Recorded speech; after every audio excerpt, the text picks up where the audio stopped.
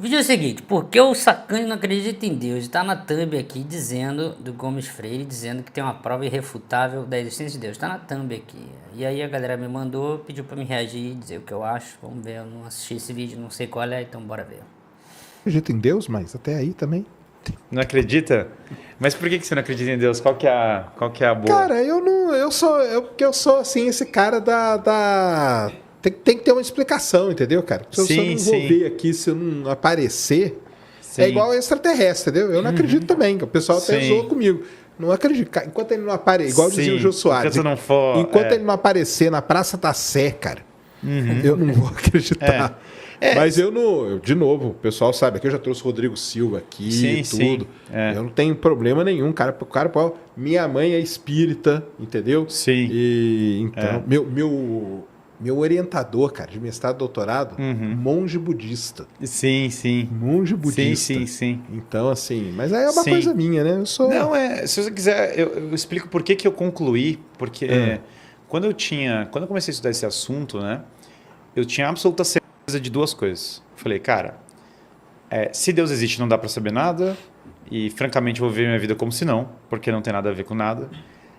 E a igreja era uma instituição manipuladora que controlou a história da humanidade e que era uma instituição pro mal. Esse é meu ponto de partida nessa discussão. E então eu entendo muito bem a perspectiva que parte do ateísmo, né? Porque era minha, entendeu? Então eu parti desse ponto. Entendi. E aí eu vou te falar um pouco a linha argumentativa que me fez concluir que Deus existe, que é uma via metafísica, né? Por quê?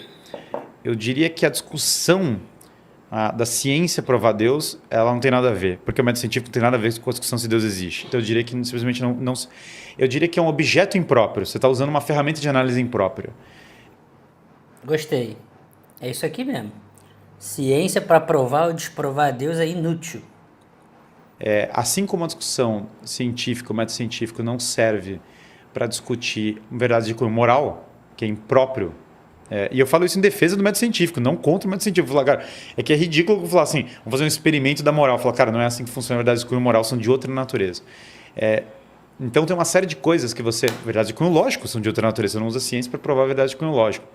Então eu diria, em primeiro lugar, que usar a ciência para provar ou desprovar Deus é um erro de objeto. Simplesmente o objeto não se aplica. Até porque usualmente você está usando ferramentas de análise material para falar literalmente de um objeto de análise material. Portanto, você não vai conseguir usar a ciência para provar que A igual a A, que dirá porque seria argumentar em círculo, que dirá provar que Deus existe. Então esse seria o primeiro ponto, que não é por aí.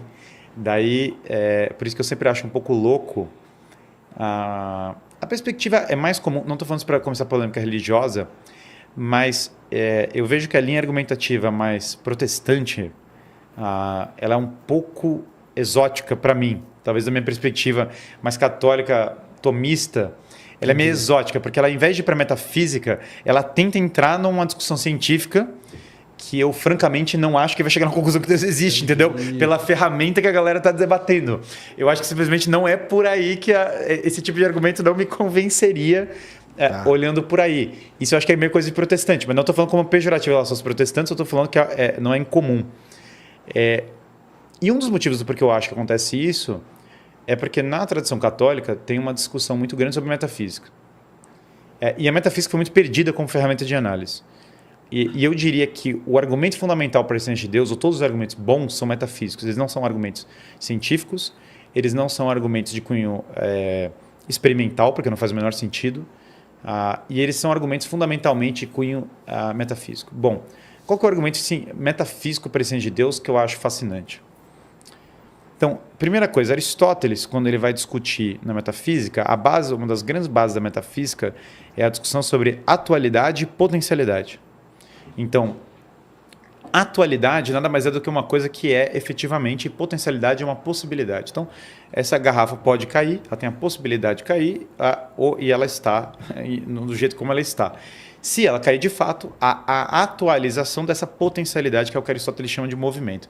Movimento para Aristóteles não é um movimento mecânico, né, que a gente está acostumado do Newton e outros. O que ele quer dizer por movimento, na verdade, o termo... Essa mudança aí, né? Que é a passagem da potência ao ato. Então, essa garrafa, se ela não tivesse potencialidade de cair, simplesmente não se aplicaria a queda dela, portanto, a potencialidade não é total. No entanto... É interessante que existe até esse conceito na física, né?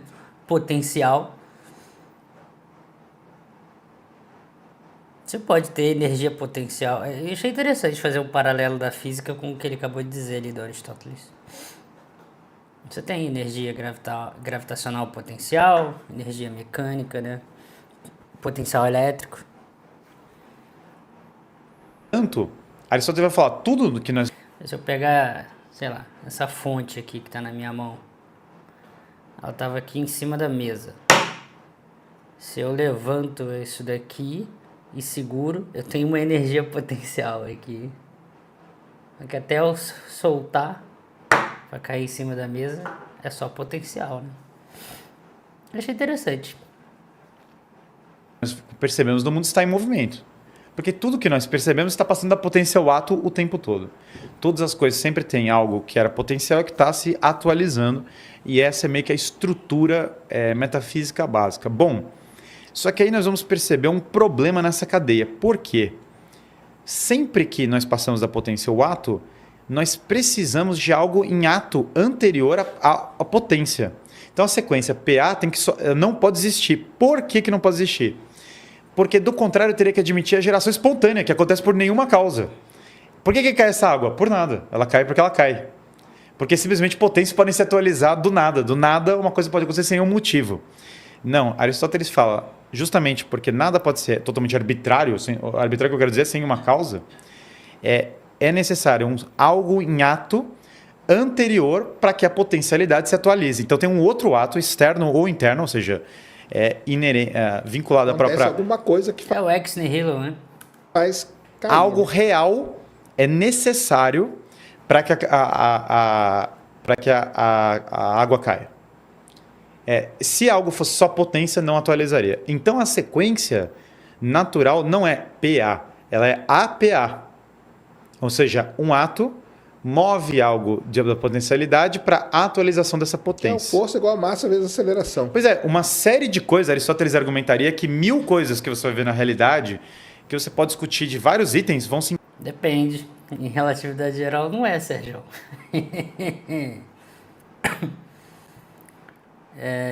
encaixar nessa...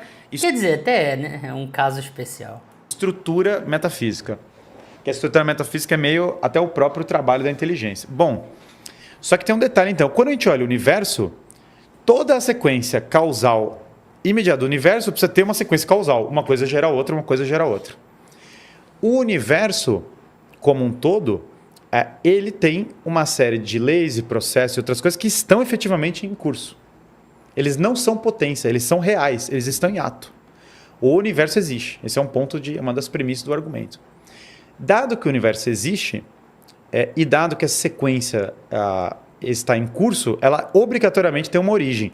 Por que ela obrigatoriamente tem uma origem? Porque se eu falar que ela não tem uma origem, ela não tem uma causa. E se ela não tem uma causa, ela não existiria. Porque eu acabei de falar que para ter P e A, para atualizar a potência, eu preciso ter um ato anterior. Ora, o que é um ato anterior a toda a sequência de movimentos do próprio universo? Esse ato anterior, ele não pode ser estritamente material. Por que ele não pode ser material? Porque ele é anterior exatamente a um dos movimentos mais importantes que nós temos no mundo, que é a matéria. Por definição, se a matéria tem uma causa, a causa da matéria tem que ser anterior à matéria. Ele não pode ser espacial na maneira como nós imaginamos, ou temporal da maneira como nós imaginamos. Por quê? Por definição, ele está causando, ele é anterior na tabela àquilo que é espacial e àquilo que é temporal. Portanto, como ele é anterior na cadeia, ele não é nem espacial nem temporal. Aí é a quântica, né? Mas mesmo a quântica... é a mecânica quântica. Mas mesmo que você... Sim, a mecânica quântica tem tudo a ver com isso. Mas veja que mesmo que eu insira vários... Não entendi por que é quântica. Não entendi a ligação. Elementos, todos os elementos que estão em movimento, eles vão me voltar para uma causa que tem que necessariamente não estar em movimento. Por quê? Se essa causa está em movimento de qualquer nível, e a mecânica quântica claramente está em movimento em vários aspectos, se essa causa está em movimento por qualquer nível, eu novamente volto ao PA. Portanto, eu volto a necessidade de A para ocasionar a transposição de P para A. Como eu necessariamente preciso de A anterior para a transposição de P para A, em outras palavras, eu preciso da atualização dos movimentos, o ato original, que é o primeiro, ele não pode, por definição, estar em movimento. Porque se ele estiver em movimento, ele quebra toda a sequência, porque ele demanda um ato anterior, então ele não é o primeiro. Então, se a partir do momento que eu introduzir qualquer... Mas tem esse primeiro? Essa que é a pergunta. Esse primeiro, ele é pela sequência... Ele existiu? Será? Não é que ele existiu. Em termos do que a gente está falando, todo Mas em termos elemento... da física, eu digo. Em termos da física, a gente não está fazendo análise física. É uma análise metafísica. Tá, tudo bem. A experimentação física ela é totalmente independente disso. Eu acho impossível, sinceramente, chegar na conclusão que Deus existe pela física. Eu acho que não tem nada a ver. Não, Deus não. Mas eu estou falando o início. Eu concordo com ele. Isso aí de tudo aí que você falou. Mas esse início, veja, qualquer item que a gente introduza vai continuar persistindo o problema que eu estou falando. Por quê? Você fala que tem cordas, você fala que tem uma dinâmica quântica, você introduz qualquer item. Se esse item está em movimento, persiste o problema que eu falei. Porque esse primeiro ato não pode estar em movimento. Ele também não é temporal e ele não é espacial. E não sendo temporal e espacial, ele também tem um outro detalhe. O universo tem um elemento de acaso. No entanto, o universo não é por acaso, porque ele também tem um elemento de ordem. Repara que o universo não é só acaso, ele tem ordem e acaso, os dois convivem. Aristóteles, bom e velho, fala isso. Ordem, acaso, não precisa necessariamente ter algo de inteligência por trás do acaso, isso é evidente. No entanto, ordem, por definição, é inteligência. A própria ordem... Acabou de refutar o design inteligente aqui, mas vai lá. Deu uma espetadinha. É inteligência, no sentido de que a própria inteligência é ordenar as coisas.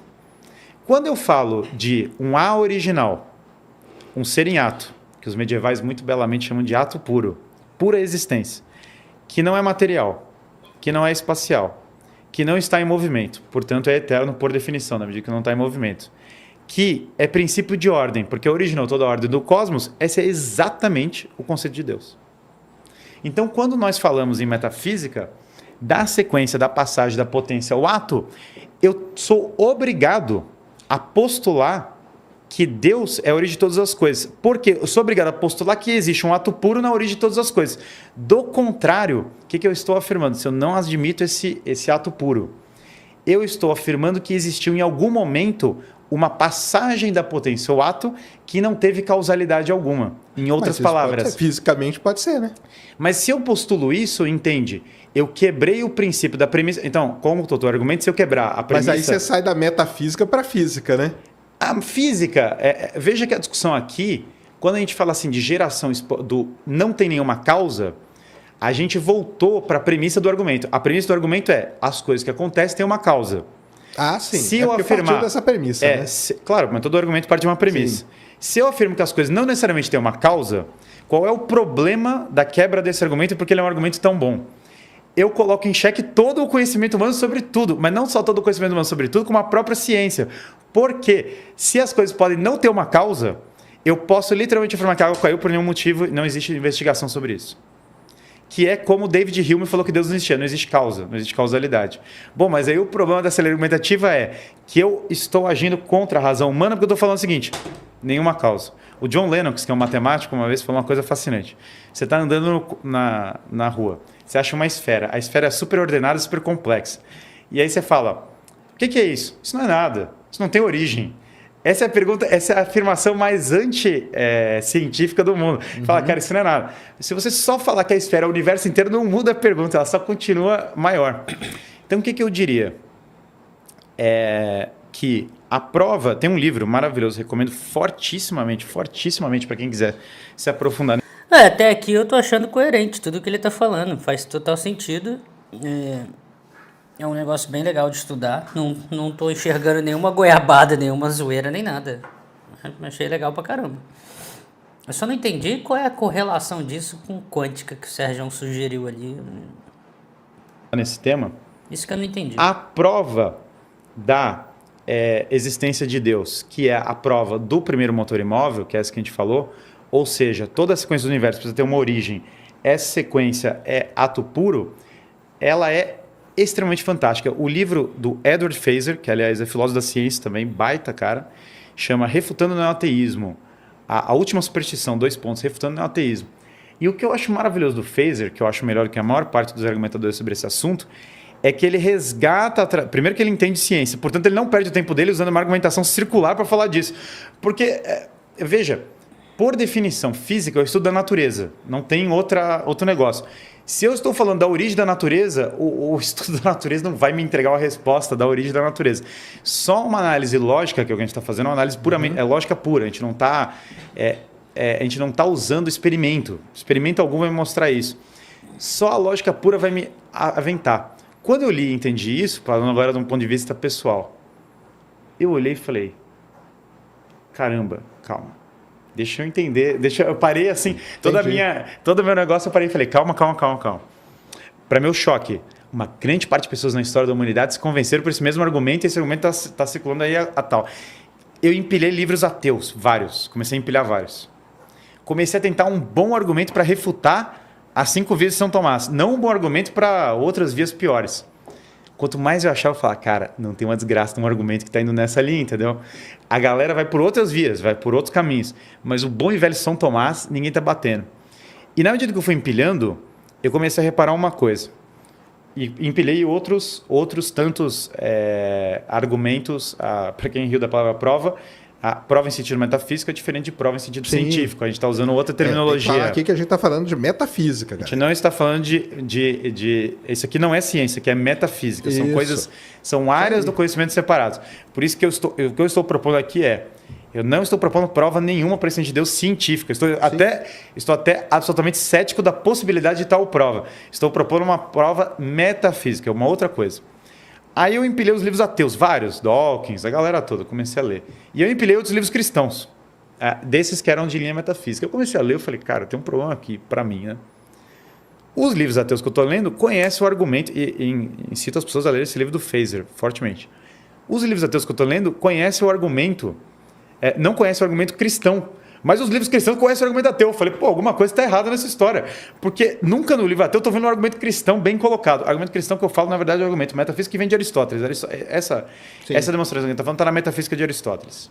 Não foi criada por ninguém cristão, é anterior ao cristianismo. Lembrando que Sócrates, Platão e Aristóteles concluíram que existia um Deus único.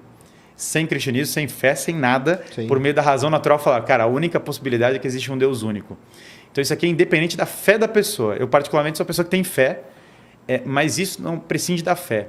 Claro, de uma maneira muito notória, o padre Copleston, que escreveu a História da Filosofia, reiterou esse debate com Bertrand Russell, de uma maneira muito notória no começo do século XX.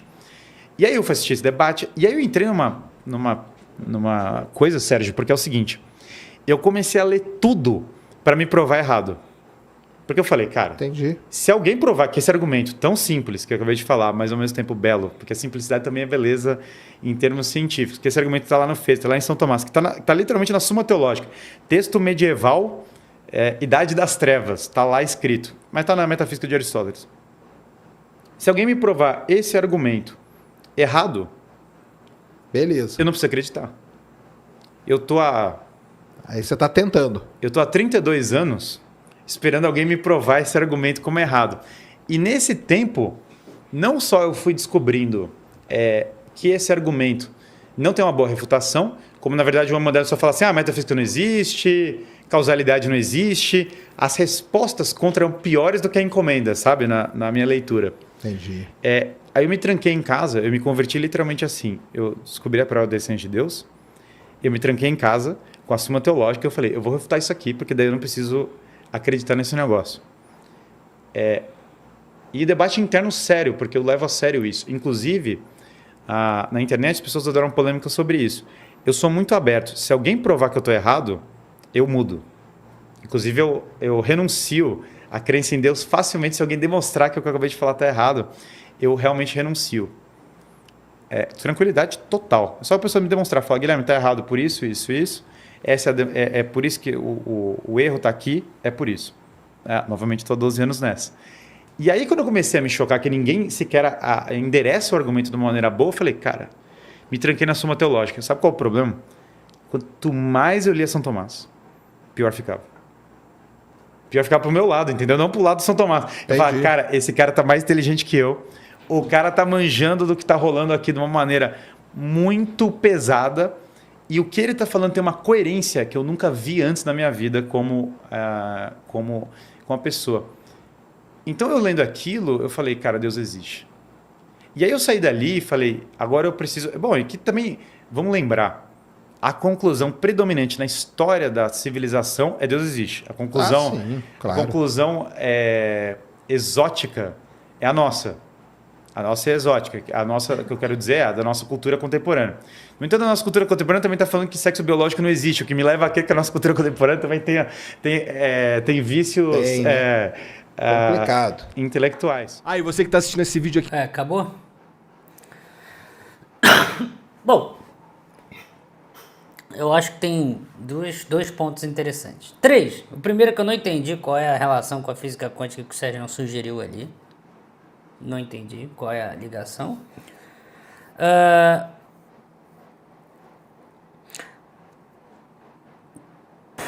Talvez uma possível falha seria o salto lógico de concluir que é Deus.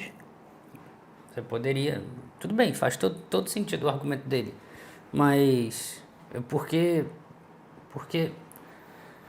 que saltar diretamente para Deus? Entendeu?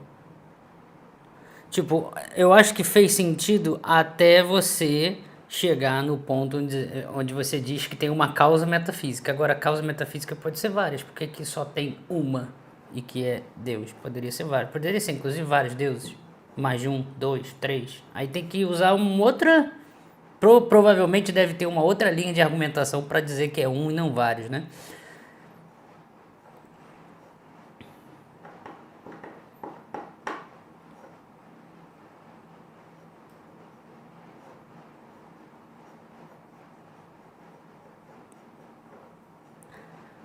Um comentário legal que eu gostaria de fazer é: essas discussões são fodas quando bem feitas. Pelo menos pra mim pareceu um cara foda pra conversar sobre isso. Diferente dessas bostas, só falando desse jeito, diferente das bostas que a gente vê na internet o tempo inteiro. Essas porra desses caras zezão de terra jovem, o caralho, essas merda. Entendeu? Eu ainda permaneço com uma ideia... eu às vezes fico assim porque eu fico pensando nisso. Eu ainda permaneço com a ideia do... Pense no universo inteiro, tudo que existe como uma entidade só, única. Por estresse, digamos assim, se manifesta em uma organização específica de matéria, que é o que a gente chama hoje de ser humano inteligente, porque o estresse é tentar entender a si mesmo, não é isso? Então basicamente aquela famosa frase, então basicamente nós somos o universo se manifestado assim, de forma consciente, inteligente, de tentar entender a si mesmo, isto é, o universo tentando entender o próprio universo, da onde ele veio, por que surgiu, o que tem antes, da onde veio. É o puro agnosticismo, digamos assim.